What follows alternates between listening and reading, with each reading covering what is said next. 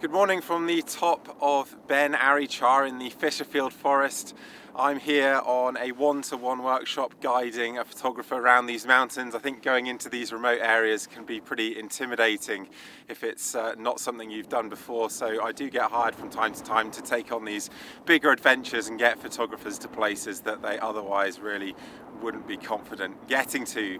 But this is quite an exciting trip for me as well, because I'm going to get to go to some new places myself, and that's starting today, where I'm going to go from Beinn Lair, where we are now, down towards Loch Maree and then up towards Beinn Lair. And this is actually a 6-day trip. We're planning to spend 5 nights camped on mountains. Of course, one's already happened, and the wind is forecast to get a lot stronger during this trip, so I don't know how easy it's going to be to record, but still I'm pretty excited about the weather forecast we have. It does look quite positive. But first I've got to get the tent down and then we'll get hiking.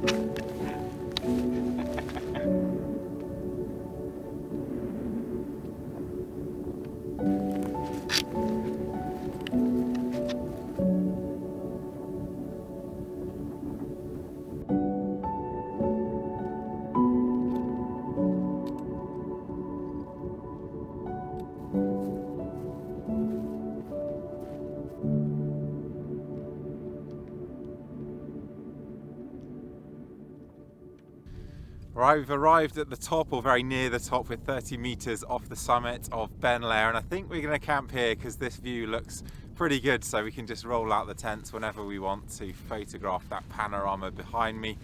That's Anchellach in the background, one of my favourite mountains, so that's really great to have this view of all these overlaying crags with this iconic peak in the back. So that's probably what I'm going to focus my attention on this evening, and the cloud setup at the moment is looking very, very hopeful. It's clear out to the west where the sun is going to set, and we've got this really heavy cloud overhead. So I'm going to try and get the tent up as quickly as possible and get some dinner as well, because I'm really, really hungry, and then I'm going to get shooting.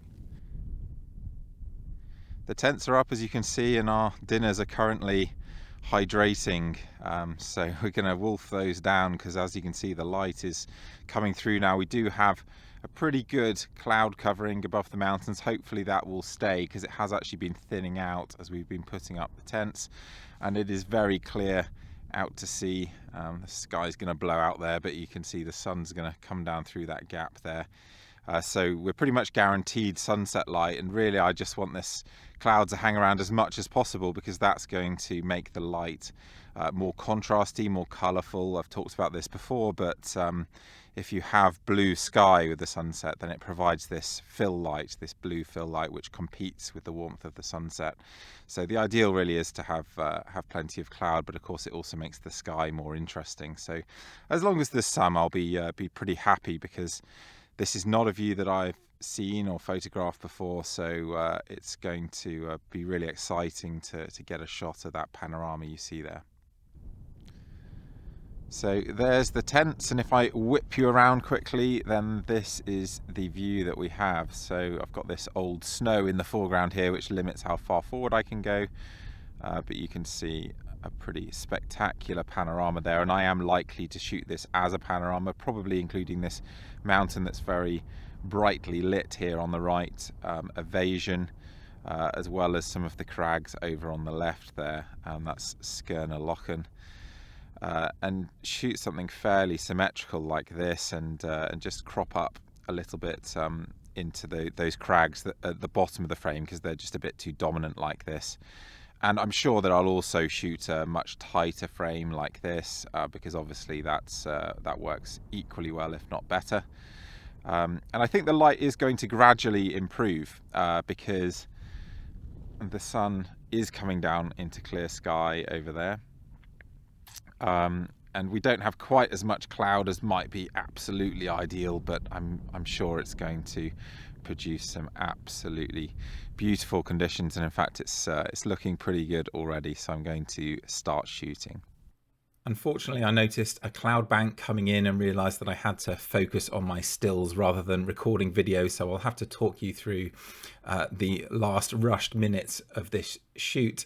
This was up on Beinn Lair, this mountain with these incredible views over this layered sequence of craggy mountains. It's a really unusual view in the UK, and that's the reason that I wanted to go up here to take an image for my future book on the Great Wilderness. And in fact, I pitched the idea of this hike to Andrew when he said he wanted to do a one-on-one hiking trip with me, and offered him a discount so that I could go up this mountain that I'd never been up and photograph it, which I think worked very well for both of us, because Andrew is a very independent photographer. So this was the view, and my intent was to capture both Skirna Lochen, this little sub-peak on the left, and Evasion at either side of the image, and then have this view through to Anchellach, which is the central mountain in the distance there. But I think compositionally this isn't going to work for a couple of reasons. Firstly, the balance just isn't very good. Evasion is too dominant, particularly with that rather large open area of hillside, which just doesn't balance very well with the more craggy, detailed, contrasty nature of the rest of the image. And secondly, I'd planned this image as a double page spread in the book, thinking that it would be this sort of star scene.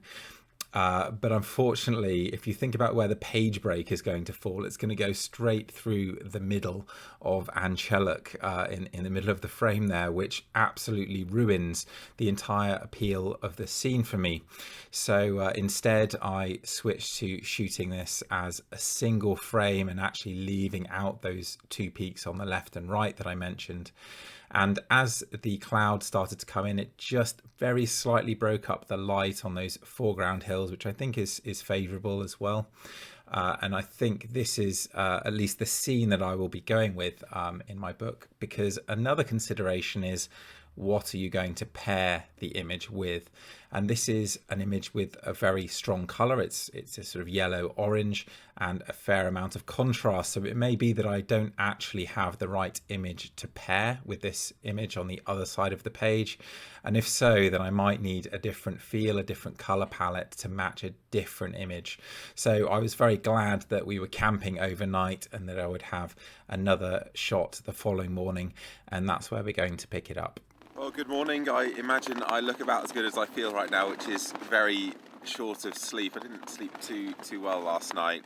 It's very windy, as you can probably tell outside, so I'm going to go out and shoot because it does look quite promising, but it's completely impossible to record audio. It'll just go mental. So I'm going to shoot a bit of video and hopefully some nice stills too, and then talk through it when I get home.